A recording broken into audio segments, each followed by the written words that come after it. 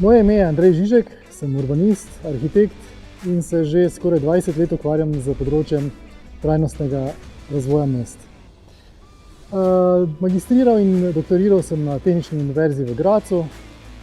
Moje strokovno področje oziroma znanstveno področje pa je bilo uporaba odprtih podatkov za boljše razumevanje delovanja odprtega prostora v mestih.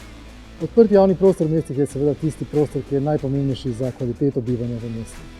Na Doba fakulteti smo pripravili študij pametnih mest, zato da bi združili tri pomembne stvari. Prva je znanje menedžmenta, druga stvar je znanje upravljanja mest in tretja stvar je znanje sodobnih tehnologij. Mesta se danes srečujejo z tremi velikimi izzivi. Prvi izziv je globalizacija.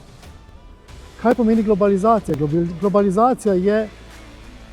Primer globalizacije je ekonomija, se pravi, ekonomske spremembe na enem delu sveta pomenijo za mesta velike spremembe. Kako lahko mesta sploh realizirajo svoje projekte, če prihaja do nekih ekonomskih sprememb. Drugi izziv so hitre tehnološke spremembe.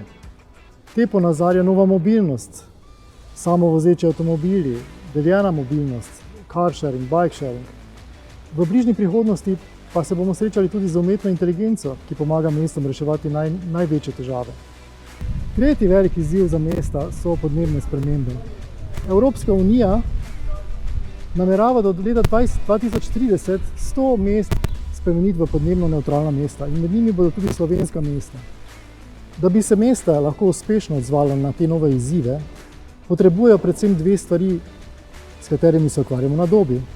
Potrebujejo novo, drugačno znanje, nove kompetence, potrebujejo vas, študente, ki boste z novim znanjem znali ravnati v pri vsakdanjem delu, v praksi in boste znali uresničevati te nove cilje mest. Pri predmetu, ki smo ga poimenovali integrativni projekt, se ukvarjamo s pomembnim vprašanjem. In to je, kako mesto iz njegovega sedanjega stanja spremeniti v pametno mesto. Da bi to lahko izvedli, moramo uporabiti podatke, moramo raziskati obstoječe stanje mesta in potem moramo identificirati tista ključna področja, ki so najbolj primerna za uporabo novih tehnologij, vašega novega znanja in seveda zasnovati celoten projekt na tak način, da ga bo mogoče v praksi uresničiti.